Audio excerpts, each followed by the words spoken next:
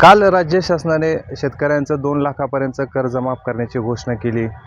धाराशिवमध्ये शेतकरी नेते आहेत संजय दूधगावकर यांनी शेतकऱ्यांचं कर्ज माफ झाल्यानंतर मी पायामध्ये चप्पल घालेल असा पण केला होता। आज ते आपल्यासोबत आहेत, आपण त्यांच्याशी जाणून घेऊया नेमकं आता त्यांची पुढची भूमिका काय असणार आहे।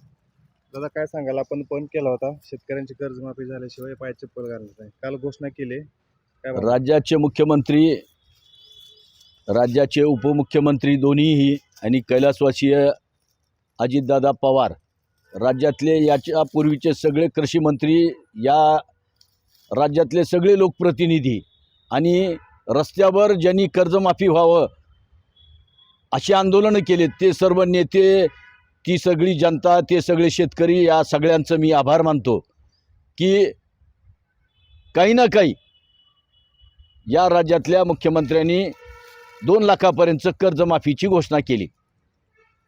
परंतु याच्यामध्ये थोडी खुशी आहे आणि थोडा गमही आहे, कारण 2 लाखाची कर्जमाफी केली, परंतु जे रेग्युलर कर्जफेड करतात अशा शेतकऱ्यांना जी सानुग्रह अनुदान आहे ते 50,000 हे अत्यंत तुटपुंजी आहे, ते 1 लाख रुपयापर्यंत त्या शेतकऱ्याला मदत करणं शासनाचं अत्यंत गरजेचं आहे। कारण इकडं बघितलं आज तर मराठवाड्यामध्ये धाराशिव जिल्ह्यामध्ये सगळ्यात मोठ्या प्रमाणावर पाऊस पडला होता। या पावसानं या जिल्ह्यातली शेती उद्ध्वस्त केली होती। त्या उद्ध्वस्त केलेल्या शेतीला मदत करतो म्हणून शासनानं सांगितली। आज शेतीचा पोत खराब झालाय, हा पोत दुरुस्त करायला 20 वर्ष एक टप लागेल, परंतु शासनाने घोषणा केलेली 1 रुपयाही अजून शेतकऱ्याला मदत मिळालेली नाही। त्याचप्रमाणे 2025चा पीक विमा अजून विमा कंपनीनं दिला नाही, त्याच्याकडेही शासन लक्ष द्यायला तयार नाही।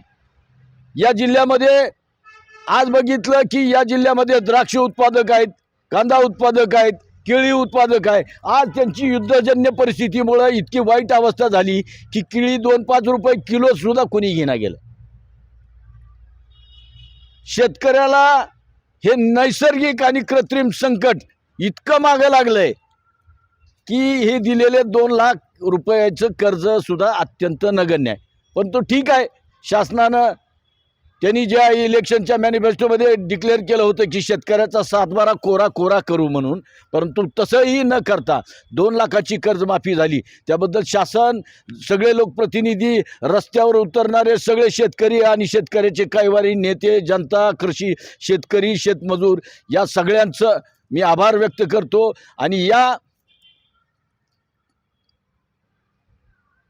शासनाच्या काल केलेल्या अर्थसंकल्पामध्ये गोपीनाथ मुंडे, कैलासवासी गोपीनाथ मुंडे अपघाती विमा योजनेमध्ये शेतकऱ्याच्या म्हणजे शेतमजुरालाही त्याच्यामध्ये समाविष्ट केलं, त्याबद्दलही शासनाला धन्यवाद देतो। परंतु हे करून भागणार नाही। आज आखाताच्या युद्धजन्य परिस्थितीमुळं शेतीमालाचे भाव अत्यंत कोसळलेले आहेत। या कोसळलेल्या भावाला या शेतकऱ्याला सुद्धा मदत करणं अत्यंत गरजेचं आहे, कारण पुन्हा उन्हाळा, पावसाळा आणि हिवाळा तुम्ही शेतकऱ्याला कर्जमाफी दिली तरी जोपर्यंत शेतीमालाला किफायतशीर भाव मिळणार नाही तोपर्यंत हे ऋतुचक्र थांबणार नाही, एवढं त्रिकालाबादी सत्य। कालच्या घोषणेने शेतकरी समाधानी आहे असं वाटतं का आपल्याला? थोडी खुशी, थोडा गम आहे।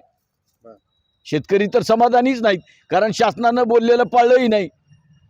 शासन आणि मुख्यमंत्र्यांनी सांगितलं होतं की 7/12 कोरा करू, पण तो ठीक आहे, शासनाच्या त्यांच्या परिस्थितीमुळं झालं नाही म्हणतात, ठीक आहे।